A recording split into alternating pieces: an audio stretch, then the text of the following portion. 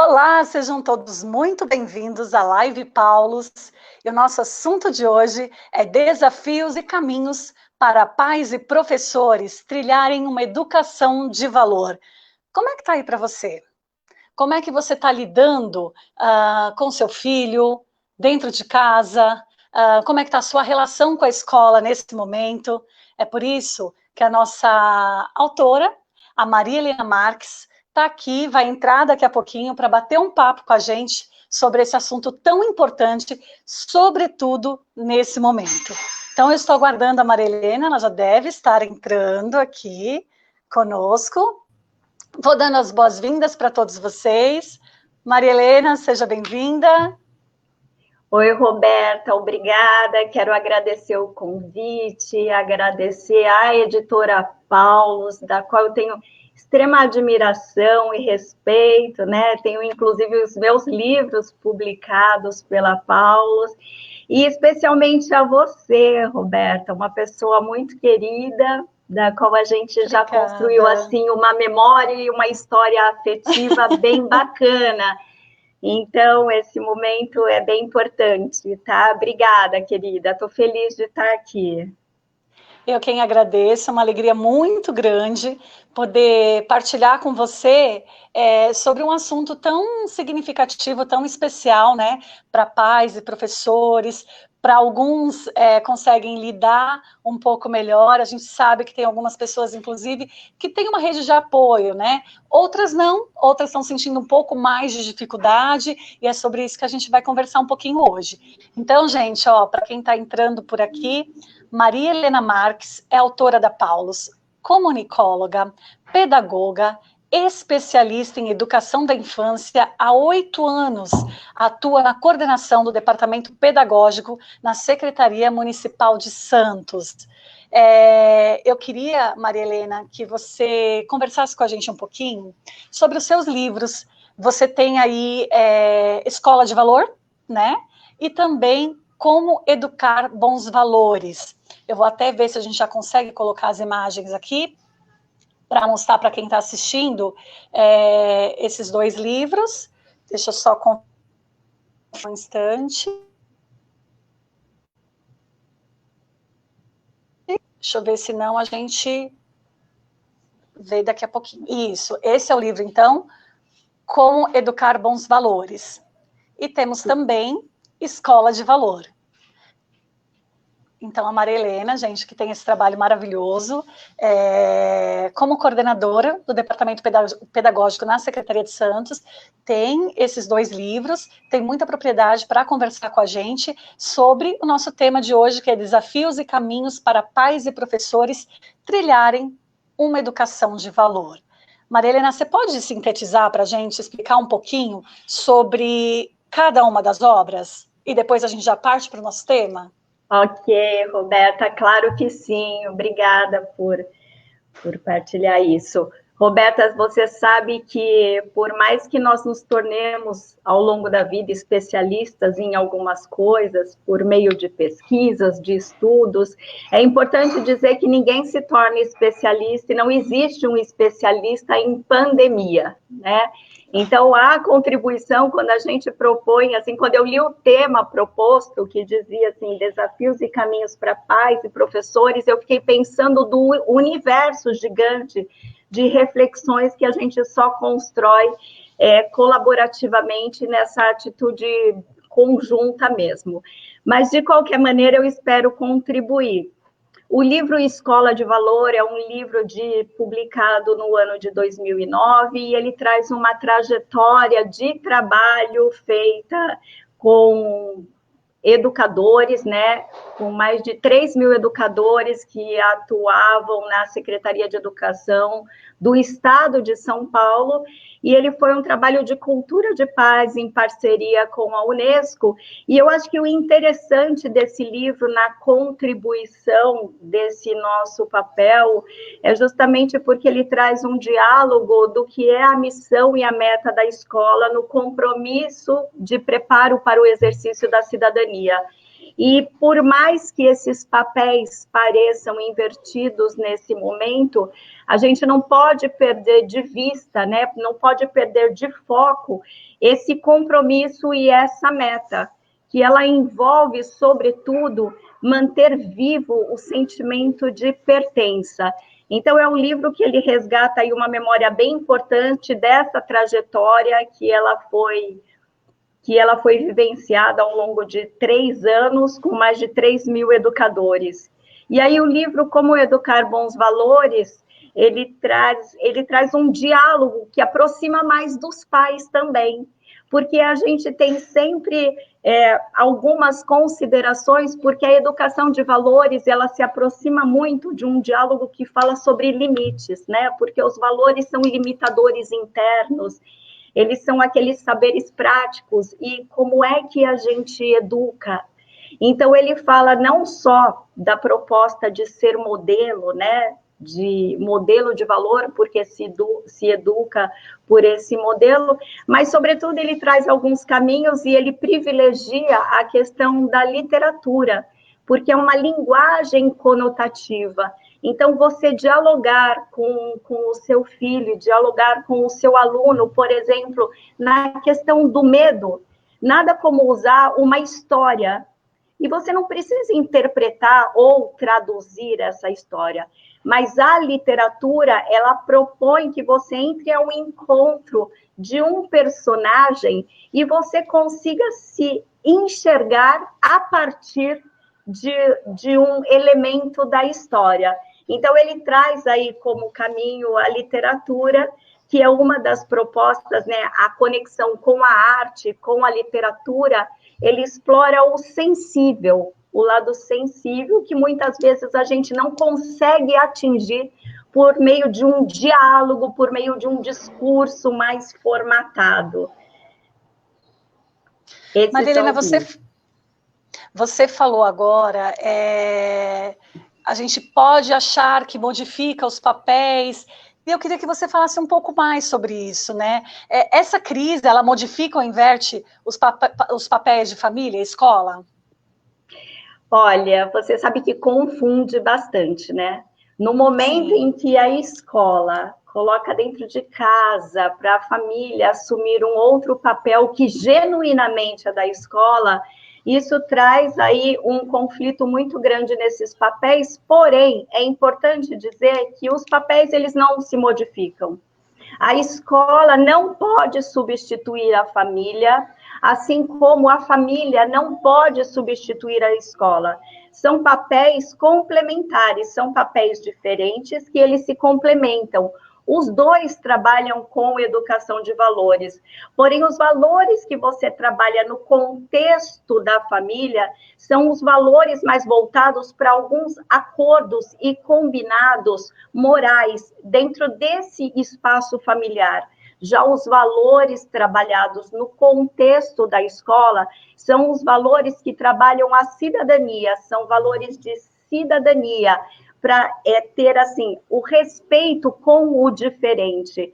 Então, eles, muitas vezes, os valores de cidadania, da qual são exclusivamente trabalhados na escola, principalmente porque é ali que eu tenho uma relação com diferentes hábitos, com diferentes costumes, com diferentes tipos de cores de cabelos, de jeitos, de palavras, de sotaques. Então, é ali, muitas vezes, a gente entra em conflito com os valores trabalhados no contexto familiar. Se, de repente, em casa, eu assisto uma cena em que a mulher é desqualificada, ou o pai desqualifica a mãe por algum motivo, ou vice-versa, eu vou entender na escola que toda mulher deve ser respeitada, que todas as pessoas devem ser respeitadas. Reflete, e muitas vezes... É claro que quando você tem um bom repertório familiar, isso contribui muito para você trabalhar com os valores de cidadania. Eu penso que a criança, inclusive, sofre menos. Mas é claro que nesse momento em que parece que a escola foi transferida para dentro de casa, a gente sente-se na obrigação de dar conta daqueles conteúdos que estavam previstos. E aí a gente precisa dar conta disso? Não, a gente não precisa dar conta, e a gente precisa parar e relaxar um pouquinho e entender que no meio... A Roberta até respirou fundo agora. Porque a gente pode tentar, mas a gente não dá conta. Mas é importante, falando até para você, Roberta, que tem seu filho pequeno, que está na fase da alfabetização. Sim. E aí pensando que no meio daquilo que parece perda de conteúdo, a gente tem que entender que no meio de muitas perdas existem inúmeros ganhos também. E que isso Sim. vai ter um tempo. E que a alfabetização, ela não é um período de 6 meses, de 3, de um ano, ela é um ciclo. Eu acho que hoje, mais do que nunca, família e escola, a gente passou a vida inteira tentando entender qual é o papel da família na contribuição do contexto escolar. E hoje, a gente inverteu esse papel. A gente está tentando encontrar um caminho da escola dentro do contexto familiar. E eu vou dizer a você que nós encontramos pessoas muito generosas. As famílias e as escolas estabeleceram efetivamente uma aliança que não concorre, mas contribui para uma mesma finalidade. E isso é fundamental de se estabelecer dentro desse contexto em que a gente precisa manter vivo, antes de mais nada, o vínculo, o sentimento de pertença, o sentimento de esperança de que as coisas vão passar. Olha que felicidade Roberta, eu poder encontrar você, ainda que seja nesse contexto virtual. Imagina para a criança, para o aluno, para aquele adolescente, que para ele, o adolescente, o que é mais importante nesse momento, por mais que os pais, que isso doa aos ouvidos dos pais, para o adolescente, o mais importante nesse momento é o vínculo com os amigos. E ele foi retirado desse vínculo. Então, é importante entender que, nesse momento, as redes sociais vão construir, sim, um papel fundamental nesse contexto. Você sabe que, eu não sei se você recebeu um áudio, mas que representa muito tudo isso que você está falando, de uma menininha que mandou para a professora uma mensagem assim: professora, estou sentindo muito sua falta. A minha mãe, ela tenta, mas ela sabe cozinhar. Ela não sabe ensinar. Porque a gente tenta, mas a gente não tem a didática, a gente não tem a dinâmica, né? Enfim, o preparo, poxa, vocês, os professores, vocês têm anos de estudos, né? De preparo para estarem ali. Então, eu acho que esse áudio representa um pouco tudo isso que a gente está passando, né? É uma valorização do professor. Eu acho que é bem importante isso, a gente entender que a gente não tem que substituir e a gente nem precisa esforçar-se. O que é importante é que a escola se estabeleça como uma rotina dentro da casa da criança, mas não que a gente tente superar ou que a gente tente substituir. O importante é manter esse vínculo acima de tudo, porque as pessoas sentem falta. E aí eu também queria dizer que é importante entender que parece que as crises, elas chegam no momento, a gente não sabe por quê, mas elas chegam em algum momento em que a gente tem que parar para pensar, ela tira a gente totalmente da zona de conforto, e a crise, ela apresenta para a gente um contraste, e o contraste ajuda a gente a ampliar a nossa consciência, ter e não ter escola, né? A gente só sabe que existe o dia porque existe a noite, que existe o azul porque existe o amarelo, que existe o som porque existe o silêncio, senão a gente não daria conta de ter consciência disso. Então, é importante entender que a escola, ela passava por um anúncio de uma crise, né? Ela passava por esse anúncio, tanto que a gente tem ouvido muito falar em metodologias ativas, sala de aula invertida, ensino híbrido, e parece que a gente resistia muito em entender por que isso é tão importante. E, de repente, no momento em que a gente tem a escola fechada do dia para a noite, parece que tudo isso passa a fazer sentido, né? Sim, e também você, um pouco atrás na sua fala, Perdi. você dizia sobre. Um pouco atrás da sua fala, você dizia sobre também a gente ter um olhar, né, sobre esse momento, um olhar positivo sobre esse momento. E eu, na minha experiência, posso te dizer, trabalhando o dia inteiro, meu filho, no meu caso, meu filho fica período integral na escola, ele está no período de alfabetização. Talvez, Maria Helena, eu não conseguiria participar desse processo inicial dele, a alfabetização. E, com tudo isso, eu vou ter orgulho lá na frente de dizer que eu participei sim, porque hoje eu vejo até ele pegar o livrinho, tentar ler, e algumas palavras já saem assim facilmente, e eu ajudei ali, né? Se não fosse essa situação, por mais difícil que seja, está sendo, eu não teria participado. Então, eu tenho certeza que quando esse peso todo sair, e a gente conseguir respirar, a gente vai olhar para trás com orgulho de tudo isso. E não só nós, os pais, mas como os professores também.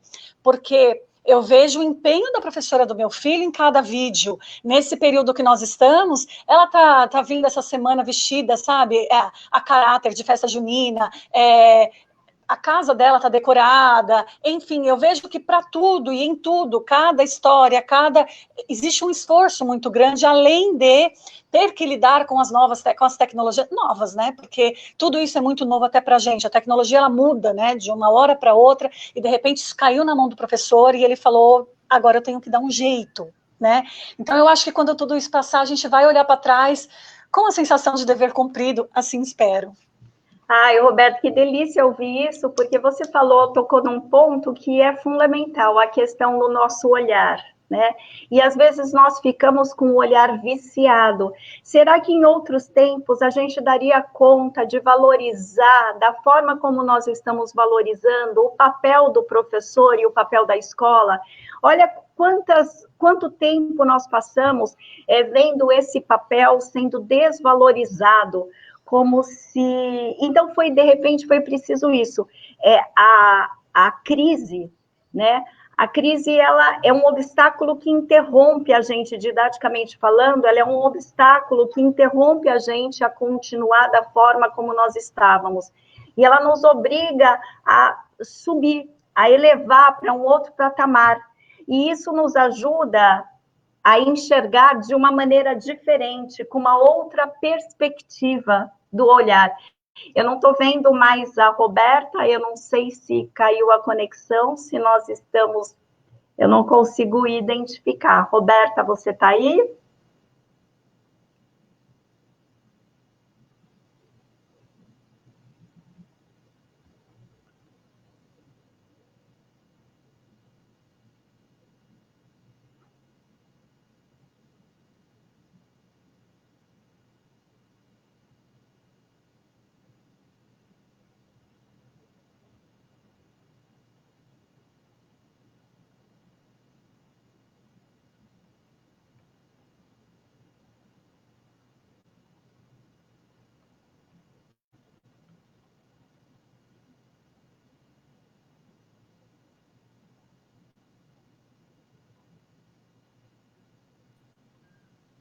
Oi, Marilena. Oi, Roberta, nós Acho que trocamos de lado. deu algum probleminha. Trocamos de lado. Trocamos de Eu te ouvi lado. até a questão da crise, enfim. Isso. A crise, ela nos ajuda a enxergar as coisas com uma nova perspectiva. E ela nos obriga a sair da zona de conforto.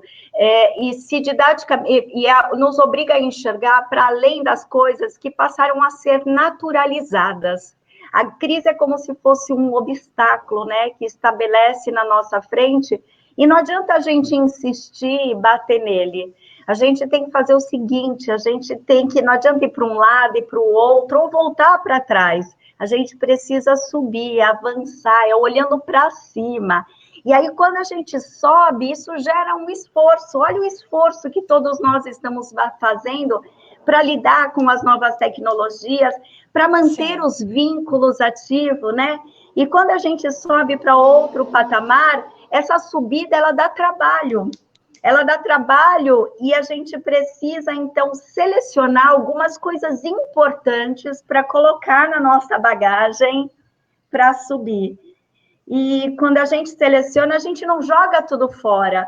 O percurso daquilo que a gente viveu e daquilo que a gente construiu é muito importante, né? E a gente vai, sobe para um novo patamar, para uma nova etapa da nossa vida. Oi, Roberta, eu acho que a gente caiu de novo.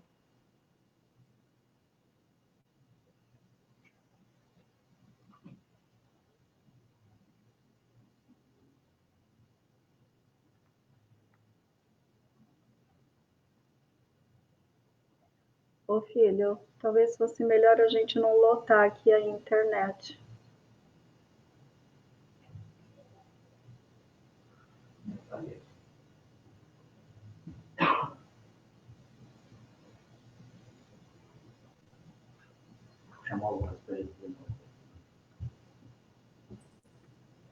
Oi, Maria, para não te deixar sozinha, tá? Tô restabelecendo a conexão com a Roberta. Então tá bom, mas é um prazer estar com você também, Patrícia. Obrigada, viu? A Rô já voltou, vou colocar ela aqui de novo, tá bom? Tá ótimo, tá ótimo. É já. Marilena. Oi, Desculpa, Roberta, isso caiu. acontece. Eu até pedi para os meninos, eu estou com os meus filhos aqui em casa, para eles desligarem aqui o servidor para a internet ficar mais forte, porque eu não sei se está caindo aqui do meu lado ou do seu lado. Não, é do meu, possivelmente então, do okay. meu, é. Então, ok, mas então não é aqui. Tá bom, querida. Não. Marilena, quero aproveitar agora esse momento para dar boas-vindas para quem está chegando. Você está me ouvindo bem? Eu estou ouvindo bem. Então, tá bom. Andriciane está falando o seguinte, isso mesmo, acredito que a escola hoje será mais valorizada como os profissionais da área de educação também. Carla Maria está dizendo, os professores são incríveis, são mesmo. Lucineide está dizendo... Rosana também está por aqui dando boa tarde, Andreciane, boa tarde, Anilda está dizendo, tudo passa e tudo fica, porém o nosso é passar e fazendo caminhos. Muita gente participando, sejam todos muito bem-vindos. E assim, Marilena, quando a gente não está conseguindo, quando existe uma dificuldade, como a gente não sabe que caminho trilhar, os livros, eles estão aí, são um grande apoio para todos nós, né? Para os professores, inclusive para os pais. Falando um pouco da nossa temática, quer dizer, já estamos falando, né, mas entrando no livro, Como Educar Bons Valores, inclusive nós utilizamos o subtítulo, fizemos uma adaptação para a nossa live, então o título da live, ele é uma adaptação do subtítulo desse livro, né, que fica Desafios e Caminhos para Pais e Professores Trilharem uma Educação de Valor. Então, como esse livro pode nos ajudar, né, como educar com bons valores, sobretudo nesse tempo? O livro não vai trazer, quando a gente fala assim, desafios e caminhos são movimentos que eles se confundem no sentido de se complementarem. O livro, ele não propõe uma receita. Primeiro que não existem receitas prontas e não existe um caminho estabelecido. O livro, ele propõe e dá autonomia ao caminhante de caminhar. Então, isso é fundamental. De um modo geral, a literatura e o livro, ele nos permite, primeiro, não estar no momento de solidão, e segundo, que é um encontro conosco, porque esse momento de isolamento, ele nos obriga a ter um encontro com a gente, né? E esse encontro, muitas vezes, ele é dolorido. Então, às vezes, a gente fica passivo, né, inerte, para não precisar, ou então, às vezes, a gente fica ativo demais. O ativo é também uma fuga, né, desse encontro que ele é inevitável. Nós já temos aí 3 meses de isolamento. Sim. Então, já deu para entender que é inevitável. E aí, quando o livro fala de desafios, e no momento que a gente faz uma reflexão sobre desafios, eu acho que a principal proposta de um desafio é assim, você manter-se como um modelo inspirador. Porque o livro, ele fala dessa educação de valores enquanto presença inspiradora, né? Você tem que manter esse modelo inspirador por meio de atitudes inspiradoras e não discursos. E aí a gente pensa, como que a gente consegue fazer isso se livrando, assim, olhando para esses desafios que são clássicos, né, que a gente ouve, que são os desafios de manter a saúde mental, de manter a saúde física e a saúde emocional. E aí a gente vê um monte de receitas e parece que as pessoas estão conseguindo ler muitos livros, estão conseguindo organizar todas as suas gavetas, estão conseguindo manter a casa limpa. Eu estou falando tudo coisa que eu não estou conseguindo, que eu estou relacionando aqui. E aí a gente fica parecendo, tem gente que aproveitou esse tempo, né? A gente fala, nossa, eu não tenho tempo para fazer um curso de inglês, um curso de espanhol, a minha yoga. E aí você tem hoje disponibilizado pela internet todas as possibilidades e fica parecendo que você tem todo o tempo do mundo.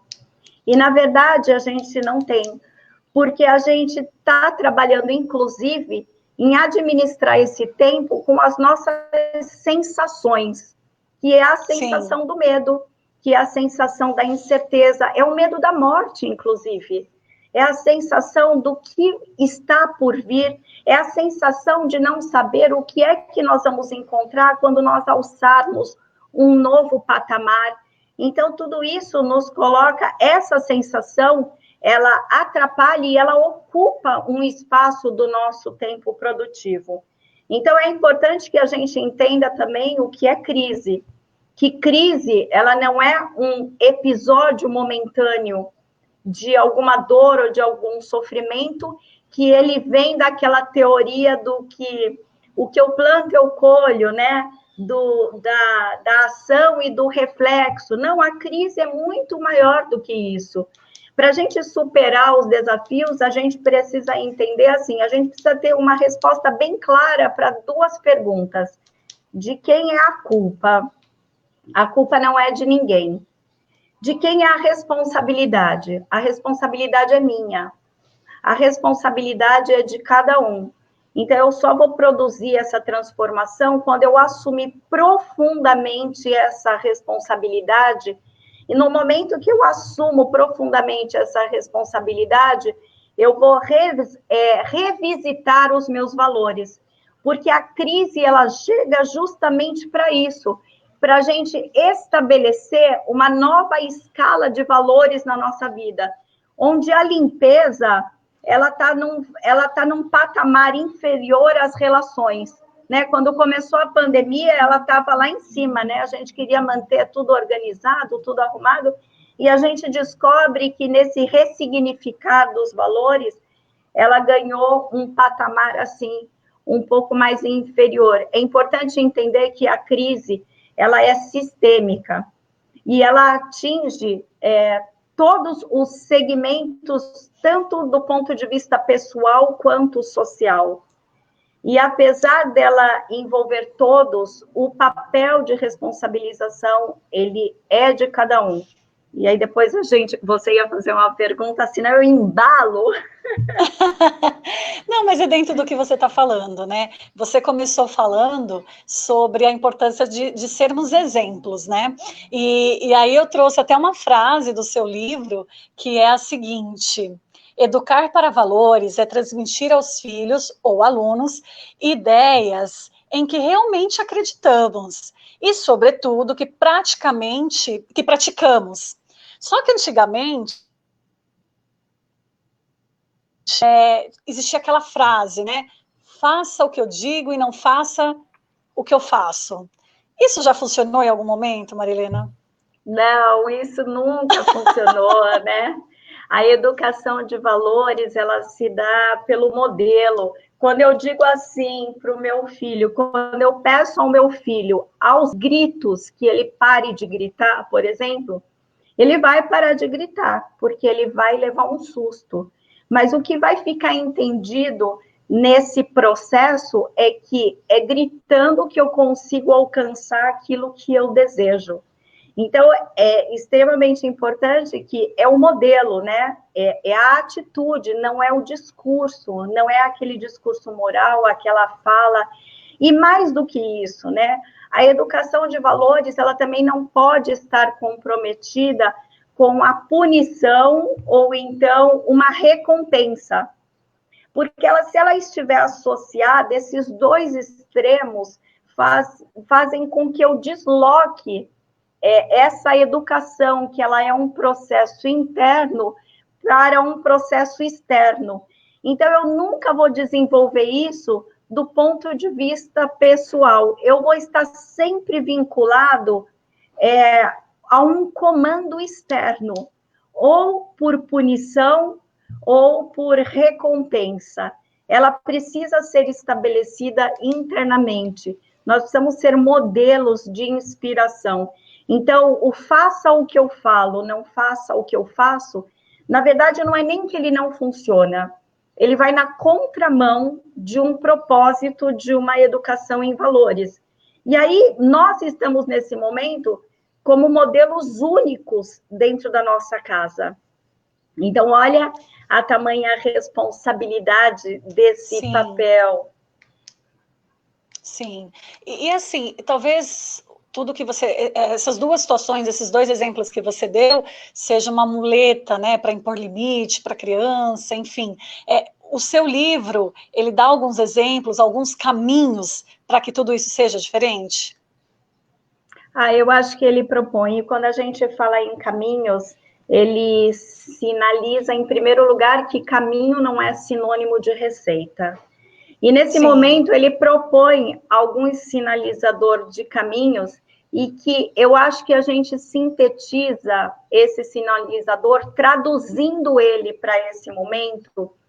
Primeiro é a autoconfiança.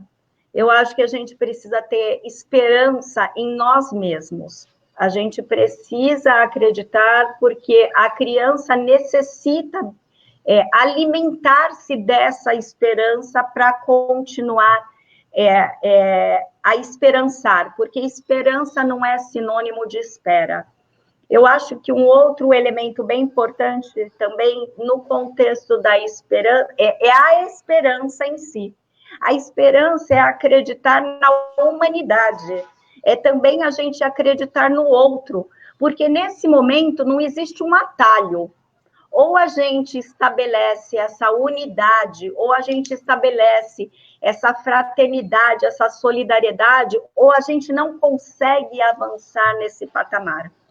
E aí, sintetizando e traduzindo esses caminhos, eu acho que um outro bem importante também é você saber estabelecer filtros. Filtros das informações. Hoje, mais do que nunca, e não é diferente dos outros tempos, nós somos bombardeados de informações e, na sua grande maioria, são negativas. E é impressionante como a gente tem uma tendência mórbida, né, para só se apegar a exemplos negativos. E a gente precisa filtrar um pouco isso e filtrar também as nossas falas, para ver aonde é que a nossa fala contribui, porque existe algum comentário que não contribui absolutamente, né? Fazer uma crítica a um trabalho da escola ou a um trabalho do professor, dialogue, né? Busque ajuda. E filtrar as informações, ter filtros do ponto de vista de não se comparar.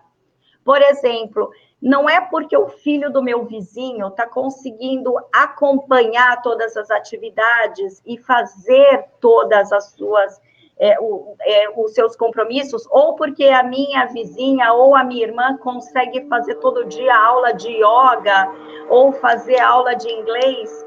Então, isso não significa que nós precisamos conseguir a mesma coisa. Até porque tem uma analogia bem interessante, Roberta, que diz assim, do barco e da tempestade, né? A gente ouve dizer assim que estamos todos no mesmo barco. E aí a gente começa a estabelecer comparações. Na verdade, nós não estamos no mesmo barco. A crise indica que nós estamos na mesma tempestade, que nós estamos na mesma crise. Mas os nossos barcos são muito diferentes e a gente precisa respeitar isso. Há pessoas que estão isoladas, sozinhas. Há pessoas que estão com as suas famílias. Há pessoas que estão vivendo tremenda violência dentro de casa, na relação ou com o marido, ou com os filhos. Há pessoas que transferiram o seu trabalho para dentro de casa. Não é tão simples assim. Há pessoas que perderam o seu emprego. Há casas em que eu consigo ter equipamentos para trabalhar, para os meus filhos trabalharem. Em algumas casas, eu tenho um único aparelho móvel, cuja mãe ou pai que saiu para trabalhar, ao retornar, aquele é o único aparelho de acesso ao vínculo com a escola. Então, não dá para a gente estabelecer. Então, a gente precisa, sim, aliviar um pouquinho a atenção, acolher que os nossos barcos são diferentes. E aí, o principal, traduzindo os caminhos, e identificar que nós não estamos sozinhos, apesar de estarmos isolados. E eu acho, assim, fundamental pedir ajuda, buscar ajuda. As pessoas estão prontas para estabelecer vínculos de solidariedade e de amor.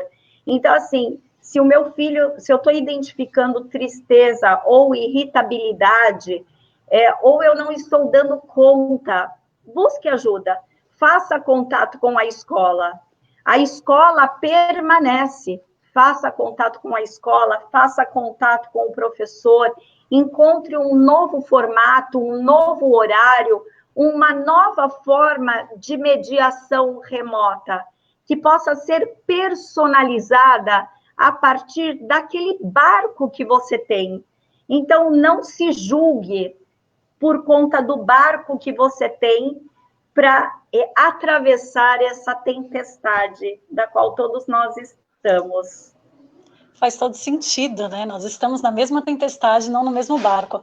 Inclusive, né, como você já colocou, isso não é um problema somente nosso, é um problema mundial. A Carla está aqui dizendo, Carla Sakata está dizendo o seguinte: tenho contato com amigas, professoras, primas, mães que estão no exterior e passam pelas mesmas dificuldades e aprendizados que os nossos. Faz parte também de você ter essa leveza, você se comunicar com outras pessoas, você falar da sua realidade, você conversar e você saber como que o outro está passando por isso, porque aí você consegue entender que não é só você, né? Que esse problema é geral e que está tudo bem e que vai passar e que por mais que a sua dificuldade não seja igual ao do outro, o outro tem, em algum ponto ele também saiu da rotina dele e ele também está tendo dificuldade. A própria Carla está colocando que as professoras do lado de lá também estão passando por isso, né, Maria Helena?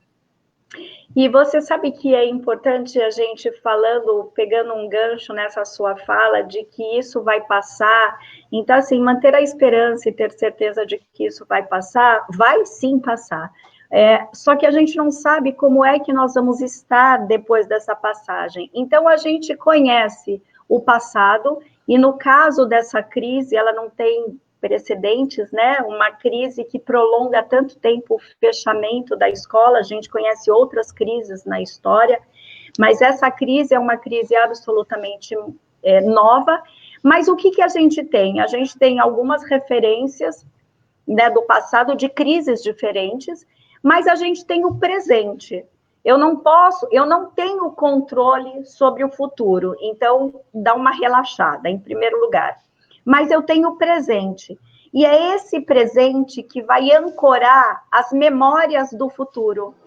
Então, a gente tem que ter, enquanto professor, enquanto pai, enquanto filho, enquanto filha, enquanto esposa, enquanto namorada, enquanto gente, a gente tem que pensar quais são as memórias que esse tempo vai trazer lá na frente. Eu preciso pensar nessa história que a gente está construindo e que ela vai reverberar lá na frente. E que ela leve marcas positivas, marcas de superação, cada um na sua medida. E isso é extremamente importante, saber que neste momento, que é o presente, que é o único momento que eu tenho controle. Na verdade, nós nunca tivemos controle sobre o futuro, mas a gente tem uma sensação artificial de que a gente tem certeza do que vai acontecer amanhã quando a gente vem num caminho onde a gente naturaliza as coisas. Até que chega um momento que uma crise mostra para a gente e fala, você não tem esse controle. Então, valorize o seu presente, porque esse é um exercício que a gente não faz normalmente. Valorizar o tempo presente. Construa agora as memórias que você vai revisitar amanhã. Essa é a única coisa que eu tenho controle hoje. Construir memórias afetivas, memórias positivas de um tempo presente, porque é a única coisa que, no momento, eu tenho acesso. Marilena, no seu livro, você trabalha 4 valores fundamentais. E eu queria que você explicasse para a gente esses valores, até mesmo para a gente tentar encaixá-los no nosso dia a dia, no que estamos vivendo agora, para continuar essa caminhada. Ai, bacana. Eu acho que esses valores fundamentais, eles não perdem a validade nunca. Esses valores fundamentais, eles são baseados na ética. A ética é a parte da filosofia, a ética é uma ciência, né? É a parte da filosofia que ela estuda sobre os valores nobres.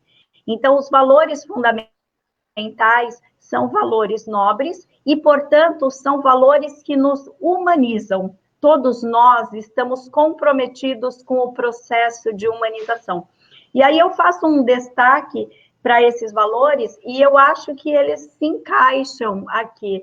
No momento em que se eu não lembrar de algum, acho que a pandemia faz isso, a gente fica com um delay na memória, né?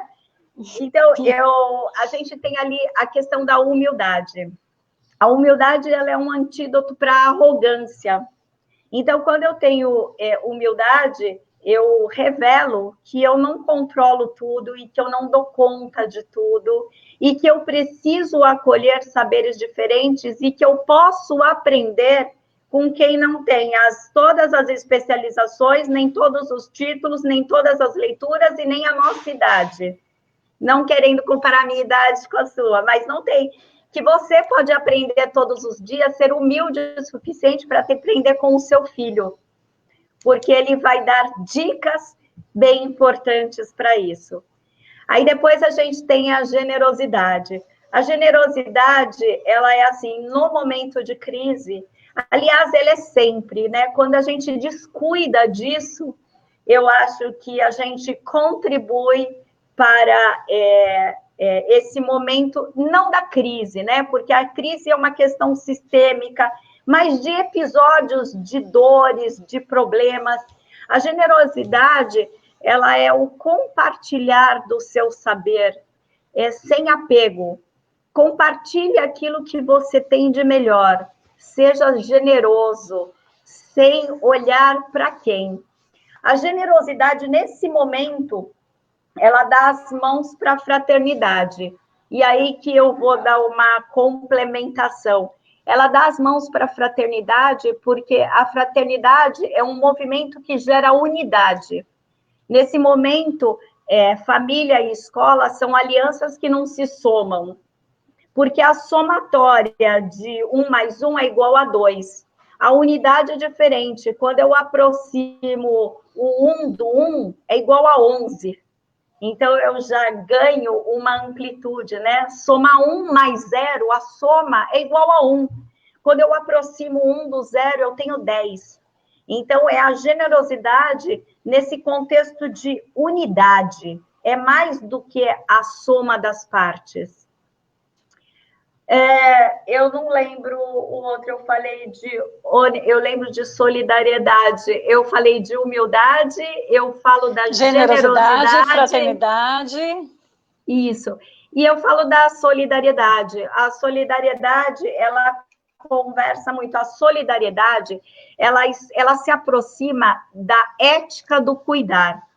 A aliança estabelecida hoje entre escola e família é uma aliança que compromete esses dois segmentos, pais e alunos, no cuidado. nós não podemos perder de vista o cuidado, não podemos perder de vista o vínculo, não podemos perder de vista o diálogo, porque isso mantém a esperança. Então, nessa ética do cuidar, então, ethos, ele vem ética vem do grego ethos, que significa morada humana. A morada humana, então, é cuidar de uma morada que é de todos. Isso significa expandir os seus valores para o todo.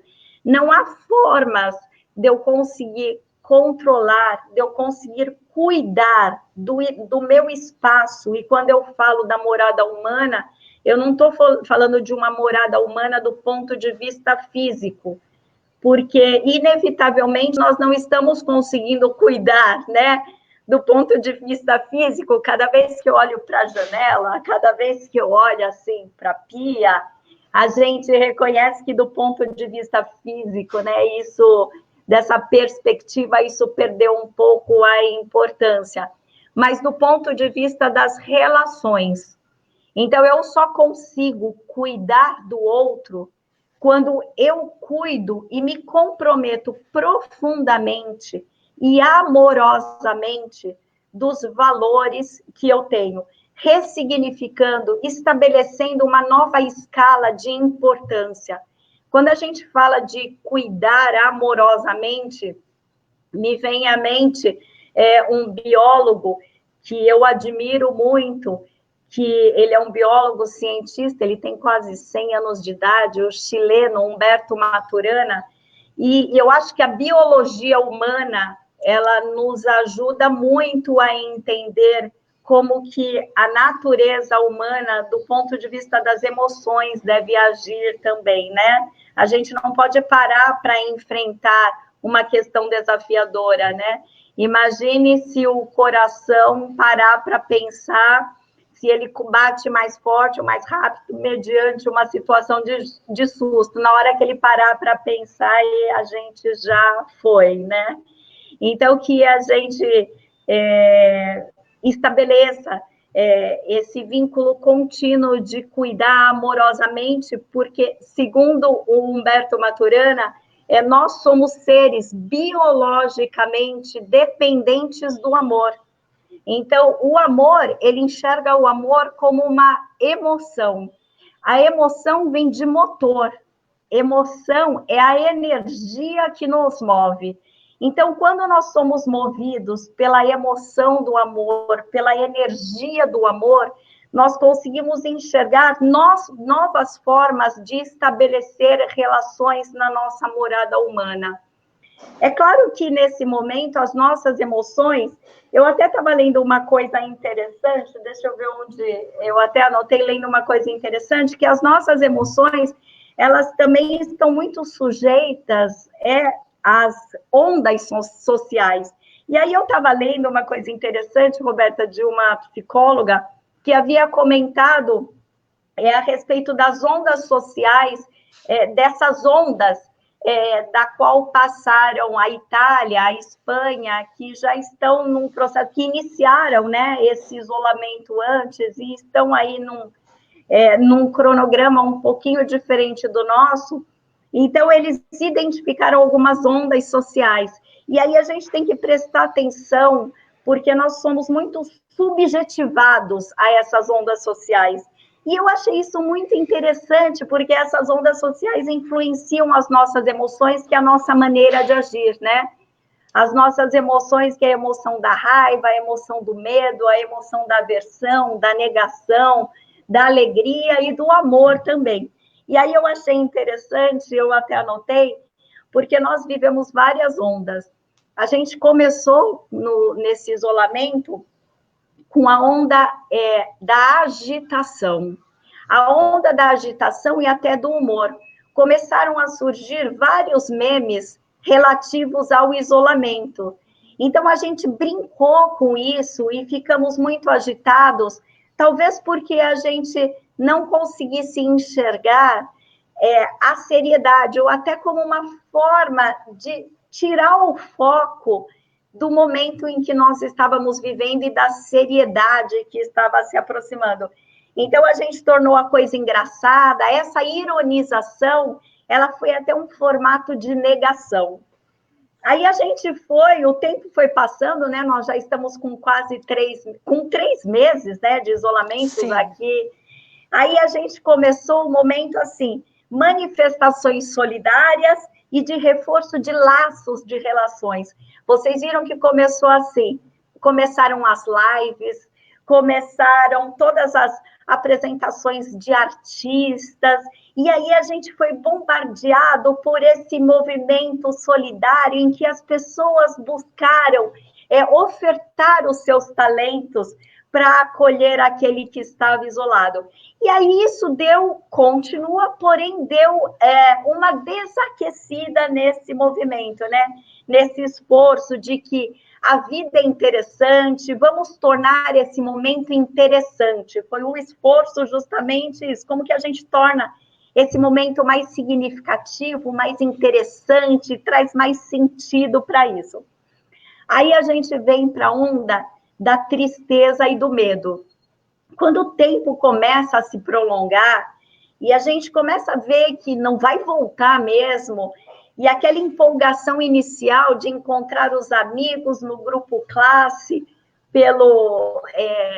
pelas tecnologias digitais, pelas plataformas, aí a gente começa sentindo uma tristeza, é uma angústia que a gente começa se dando conta de que a gente não tem controle de quando isso vai acabar. Talvez a gente comece a enxergar nesse momento de tristeza, né, e de medo, que a gente realmente não vai conseguir visitar o avô, a avó, o pai e a mãe que estão isolados para preservar, né? É quando o seu filho começa a perceber que ele não vai mesmo poder visitar a vovó nesse momento, que o adolescente começa a reprimir até a sua libido, né? Porque a gente não tem como namorar, encontrar um grupo de amigos. Então, tudo isso fica, de certa forma, reprimido, a gente não tem controle, começa o excesso das telas, porque aí a gente vai buscar nas telas, de qualquer forma, um acalento e um controle, uma compreensão. Os adultos começam a ficar mais cansados nesse momento. Sim. A gente achava que no começo ia dar conta de tudo. As crianças começam a ficar mais irritadas pelo excesso de telas. E aí, nesse momento, que a gente precisa deixar bem claro que a brincadeira livre, ela salva a vida de uma criança. Porque a criança consegue, olha, eu até me arrepio quando eu falo sobre isso, porque a criança, ela tem a capacidade de elaborar essa realidade a partir dos brinquedos, a partir dos jogos simbólicos. Então, dar esse espaço para o brincar livre, um pouquinho distante das telas, é importante, porque aí a gente entrou nessa onda que vem decorrente da tristeza, né? Essa onda que começa assim, da irritabilidade, essa onda que vem das brigas, é uma angústia que parece que nos sufoca. E aí a gente percebe que a gente precisa, aí a gente volta lá naquela ressignificação dos valores e dos caminhos. Então é aí que a gente precisa buscar o caminho da ajuda, entender que o nosso barco é diferente, ter a aceitação para esse momento, a gente começar a resgatar um pouquinho de autoconfiança e saber que a gente não precisa dar conta de tudo, mas ter esperança em nós mesmos, ter esperança na humanidade, resgatar isso é fundamental, porque toda essa angústia, ela sobrecarrega as nossas emoções. Então, até para a gente limpar e conseguir entender que a gente só vai conseguir tratar essa morada humana por meio dessa emoção que se revela com amor, como diz Humberto Maturana, e segundo ele, isso também é uma escolha, né? mas entender que nós somos motivados por outros acontecimentos, mas a gente precisa fazer uma escolha de como a gente vai se comportar diante disso, porque nós somos o adulto da história, e que a gente se acolha. Esse é um movimento de acolhida, de compromisso, de amor com o outro, acima de tudo. Não é pensar, toda crise traz oportunidades, mas não é pensar como que eu posso ser favorecido com essa oportunidade, mas pensar como eu posso favorecer as coisas. Então, assim, o exercício da generosidade, ela também salva vidas. Assim como brincar salva, o exercício da generosidade salva. Então, eu acho que se fosse dar, assim, sei lá, uma dica, uma receita, não se permita deitar, encerrar o seu dia, sem que você tenha registrado um ato de generosidade em relação ao outro, apesar de todo esse isolamento. E hoje, então, você pode deitar tranquila, porque o seu ato de generosidade foi compartilhar com a gente aqui tanto ensinamento, tantas coisas que eu tenho certeza que você pratica, né? Que você vive, porque senão você não estaria passando tudo isso para a gente. Muito obrigada, Maria Helena. Eu quero agradecer todo mundo que está aqui também com a gente, por ter participado. O Antônio Souza está te parabenizando. Parabéns, Maria Helena, pela sua fala. Tem muita gente aqui agradecendo, tem muita gente aqui participando. Gente, muito obrigada a todos vocês por estarem aqui. Conversei com a Maria Helena, ela que é autora dos livros Escola de Valor, os livros que está aqui no chat para vocês, mas vamos colocar aqui também para vocês verem. Escola de Valor e também Como Educar Bons Valores. Como Educar Bons Valores, nós utilizamos o subtítulo dele para o tema da live de hoje, que é Desafios e Caminhos para Pais e Professores Trilharem um Caminho de Valor, uma Educação de Valor. Maria Helena Marques é autora da Paulus, comunicóloga, pedagoga, especialista em educação da infância e há 8 anos atua na coordenação do departamento pedagógico na Secretaria Municipal de Santos. Maria Helena, muito obrigada por essa partilha. Falamos de comunicação, da importância de se comunicar, falamos da importância do cuidado um com o outro, falamos da importância do exemplo, falamos de humildade, generosidade, fraternidade, solidariedade. Tá tudo aqui, na ponta da língua agora. Então tá bom, Roberta, eu é que agradeço. Para mim é sempre muito prazeroso falar sobre educação, né? Porque ser educador é um compromisso com a humanização, né? Com o projeto de humanização. E para mim é um prazer muito grande estar falando com pares, estar falando com professores e estar falando com pais, porque eu vivencio esses dois universos tão desafiadores, sobretudo num momento como esse. Ó, tem mais gente aqui te agradecendo. A Tatiana Francisco Pimentel está falando gratidão por essa excelente reflexão. Carlos falando que foi uma tarde muito produtiva. É o que eu estou falando. Se o exercício diário é praticar a generosidade, hoje você foi muito generosa conosco, aí compartilhando a sua experiência. Mais uma vez, muito obrigada, Maria Helena. Obrigada, um beijo a todos. Prazer enorme rever você, Roberta, querida. Que tenhamos outras. Carinho por você. Que surjam muitas oportunidades para que esse beijo e esse abraço virtual se torne presencial logo, logo, e certamente ele terá um novo valor.